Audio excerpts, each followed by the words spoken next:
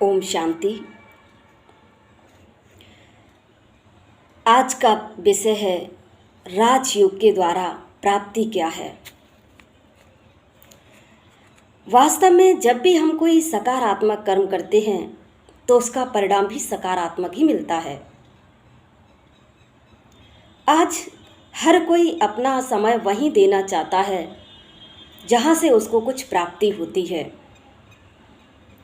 आप छोटे बच्चे से भी कहेंगे कि ये काम कर दो तो वो बच्चा भी पहले पूछेगा कि इसको करने से हमें क्या फ़ायदा है। आज छोटे बच्चे से लेकर बड़े बुजुर्ग तक सभी पहले प्राप्ति के बारे में सोचते हैं और जहाँ से उनको कुछ प्राप्ति होती है वहीं वो अपना अमूल्य समय देना चाहते हैं। नहीं तो कहते हैं हमारा समय बहुत कीमती है, हम ऐसे ही बर्बाद नहीं करना चाहते हैं। तो आजकल देखा जाए जब भी व्यक्ति भगवान के दर पर जाता है तो एक ही चीज़ प्रार्थना में मांगता है कि प्रभु मुझे शक्ति दो। कौन सी शक्ति चाहिए? किस शक्ति की बात करता है? क्या किसी से लड़ाई करने की शक्ति चाहिए? नहीं, आंतरिक शक्ति मांगता है। मनोबल मजबूत हो वह शक्ति मांगता है। मनोबल जब मजबूत होता है, आंतरिक रूप से व्यक्ति मजबूत होता है तो वो अपने जीवन में आनंद की अनुभूति करता है। इसीलिए जब भी किसी देवी देवता के सामने जाता है, मंदिर मस्जिद में जाते हैं तो बस एक ही चीज़ मांगते हैं, प्रभु मुझे शक्ति दो। तो राजयोग के द्वारा भी हमें एक अमूल्य शक्ति प्राप्ति होती है। एक बहुत ही कीमती चीज़ प्राप्त होती है, वो है अष्ट शक्तियाँ।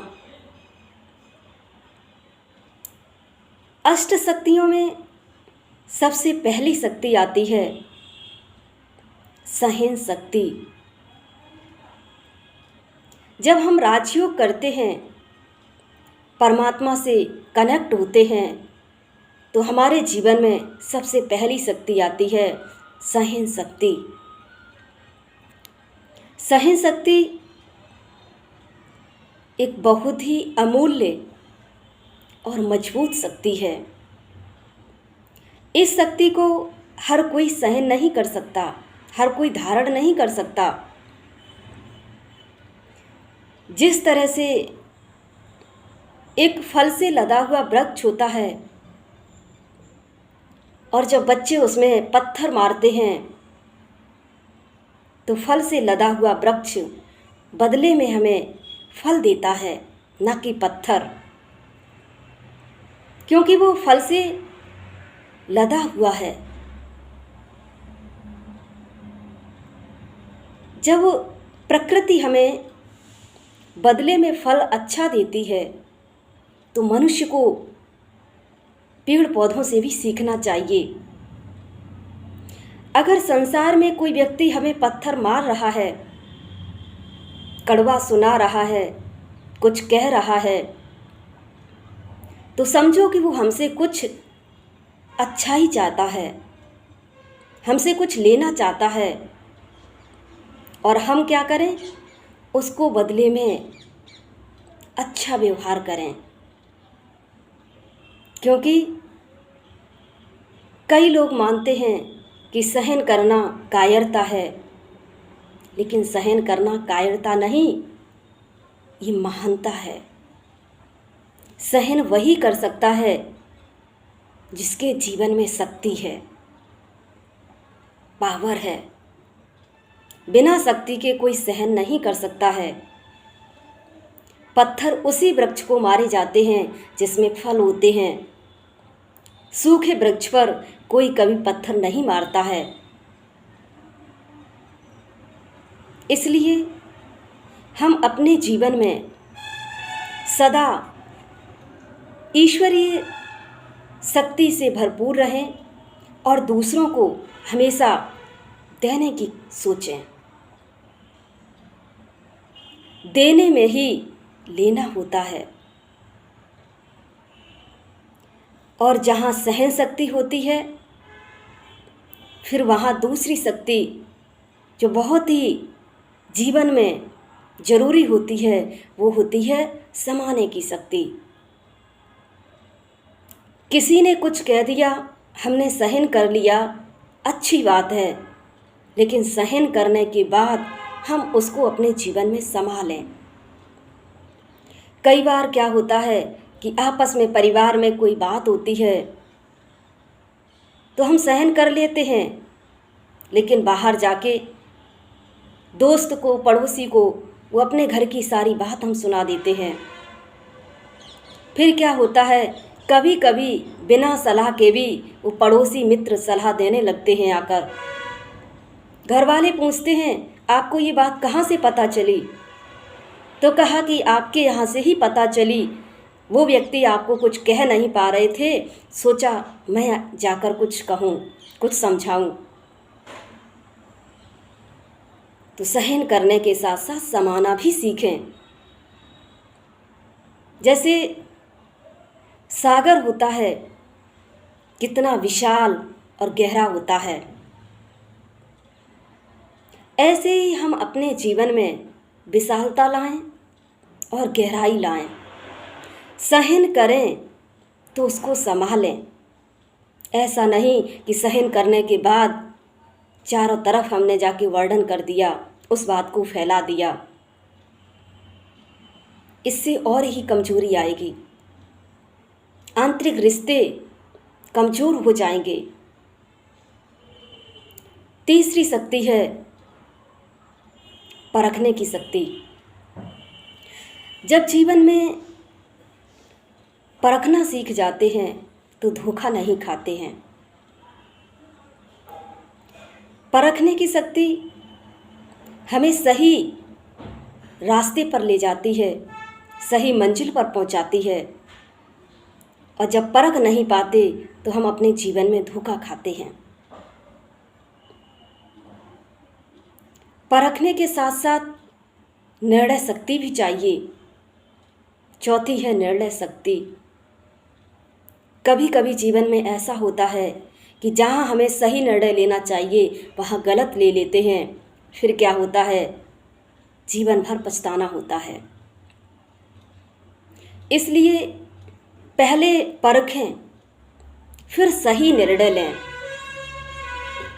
क्योंकि कहा जाता है कि जीवन में कोई अवसर आता है, कोई चुनौती आती है और हम उस समय सही निर्णय न ले पाए तो क्या होगा? जीवन भर अगर सही निर्णय ले लिया तो आनंद में रहेंगे और गलत निर्णय ले लिया तो पछताते रहेंगे। फिर कुछ नहीं हो सकता है। इसीलिए हमेशा जीवन में सोच समझकर सही निर्णय लें। पांचवी शक्ति है सामना करने की शक्ति। सामना कहाँ करना चाहिए, ये जीवन में बहुत ज़रूरी है। जहाँ हमें सामना करना चाहिए वहाँ हम सहन कर जाते हैं, और जहाँ सहन करना चाहिए वहाँ हम सामना कर जाते हैं। अगर हमारी निर्णय शक्ति अच्छी नहीं है तो डिसीजन भी हमेशा गलत होते हैं, निर्णय गलत ले लेते हैं। संबंधों में हमेशा सहन करना चाहिए और परिस्थितियों का हमेशा डटकर सामना करना चाहिए। यदि हम परिस्थिति का सामना ना करें, वहाँ सहन कर लें, तो परिस्थिति हमारे ऊपर हावी हो जाएगी, हमें डरा देगी और दबा लेगी।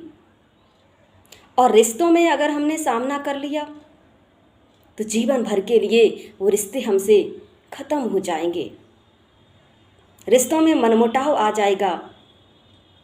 इसलिए ये बहुत ज़रूरी है समझना कि रिश्तों में हमेशा, संबंधों में हमेशा हमें सहन करना है और परिस्थिति का हमेशा डटकर सामना करना है। वहाँ सहन नहीं करना है। किसी भी प्रकार की परिस्थिति आती है, हम उसको सामना करें और उसका सामना करने के बाद उस पर विजय प्राप्त करें। वहाँ डरे नहीं और रिश्तों में हमेशा झुककर चलें, क्योंकि एक बार रिश्ते बिगड़ने के बाद जीवन में दोबारा फिर वो रिश्ते अच्छे नहीं हो पाते हैं। इसलिए परिस्थिति का सामना करें और रिश्तों में सहन करें। छठवीं शक्ति है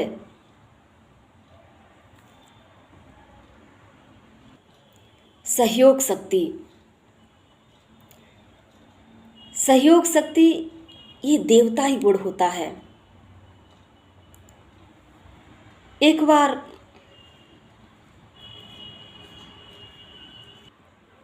इंद्र राजा ने अपने यहाँ दावत रखी और उसमें असुर और देवताओं दोनों को आमंत्रण किया और वहाँ पर भोजन खिलाने की व्यवस्था थी। लेकिन उसकी एक शर्त थी कि हाथ सीधा करके ही भोजन करना है। तो देवताओं ने तो एक दूसरों को खिला दिया और असुर आपस में ही लड़ते रहे, न खा पाए न किसी को खिला पाए। क्यों? क्योंकि देवताओं के अंदर सहयोग की भावना थी, तो एक दूसरे को खिलाकर पेट भर दिया और असुर एक दूसरे के ऊपर उछालते रहे, दोनों ही भूखे रहे। कहने का तात्पर्य सहयोग देना और सहयोग लेना ये देवताओं का लक्षण है। अब ये हमें अपने अंदर चेक करना है कि हमारे अंदर देवताई संस्कार या लक्षण है या फिर आसुरी वृत्ति है। किसी को सहयोग देना अपने जीवन में खुशी भरना है। इसलिए हम आपस में एक दूसरे को सहयोग दें और सहयोग लें, ताकि दोनों का ही जीवन सुख शांति से भरपूर रहे। सातवीं शक्ति है विस्तार को संकीर्ण करने की शक्ति। ये शक्ति आपने देखा होगा कछुए के अंदर बहुत अच्छी होती है। जब कछुए को भोजन ग्रहण करना होता है तो अपनी कर्मेंद्रियों को बाहर निकाल लेता है, और जब भोजन ग्रहण कर लेता है तो अपनी कर्मेंद्रियों को अंदर समेट लेता है।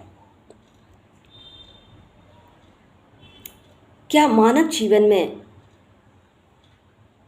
ये शक्ति है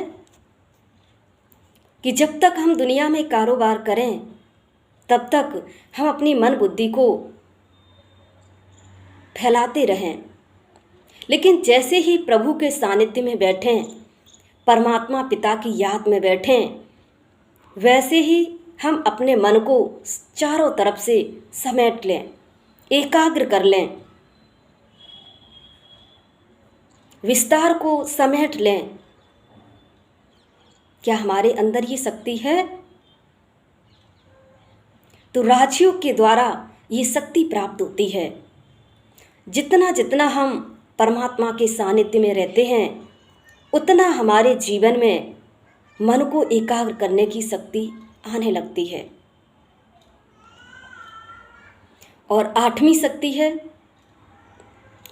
समेटने की शक्ति। पेटी बिस्तरा बंद। जैसे हम कहीं सफ़र में जाते हैं तो एक बैग रखते हैं और एक बिस्तरा सारा फोल्ड करके रखते हैं। बैग में कीमती कीमती चीज़ों को रख लेते हैं, सारा कुछ नहीं ले जा सकते हैं, जो ज़रूरी सामान होता है उसको हम डालते हैं।